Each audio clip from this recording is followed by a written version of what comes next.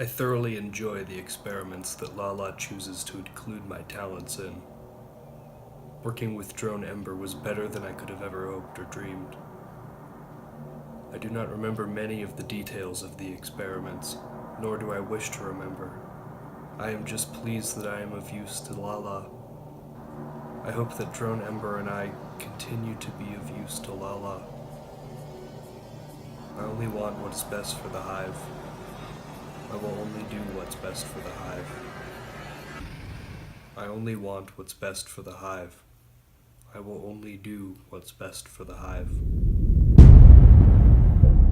As you're probably aware by now, Lala performs many different experiments on her muses in order to extract artistic inspiration. From time to time, us drones can actually be called on to assist with those experiments. The first experiment that I was honored enough to be a part of was interesting. It wasn't something that I was prepared for at all. I was paired with another drone, Drone Jack, who was actually wonderful to work with.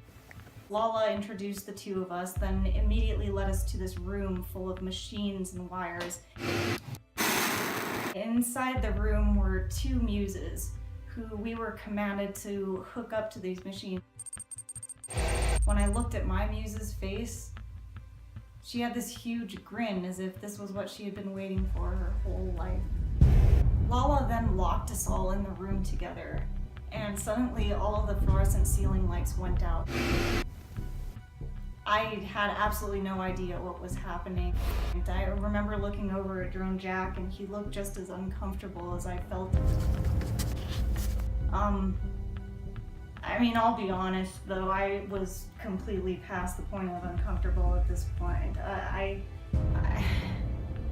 I'm sorry, this is really hard to talk about. I need a moment. So, suddenly all the machines started whirring, and the muses just started screaming at the top of their lungs. I couldn't even tell whether it was in absolute pain or absolute pleasure. All of a sudden, these videos started playing on all the walls, across all the walls of the room. And all that I really remember about the videos is that Lala was in every single one of them, and she was just talking about what I really can't recall.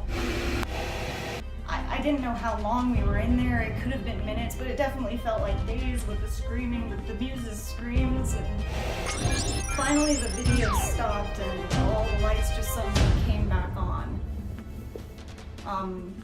Drone Jack and I followed our orders, and we unhooked the muses from the machines.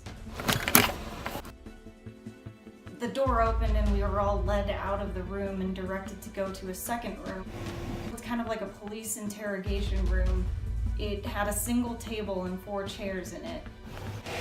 Drone Jack and I sat at one end of the table across from our assigned muses. Before the experiment began, Lala had given us each a set of 3 questions to ask our muses. The first question was, how did they feel in this current moment about Lala? The second question was, what did they hear in this current moment? And the third question was, what did they see in this current moment? And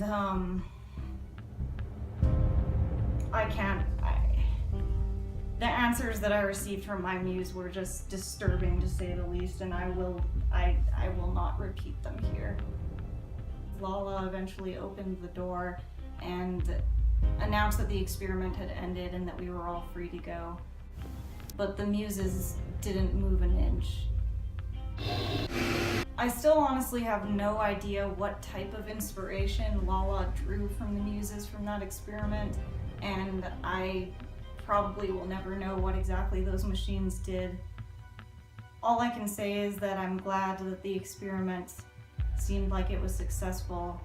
Lala seemed pleased with us when she opened the door to the interrogation room, and as long as I know that I've done my job loyally to her, I can rest easily at night.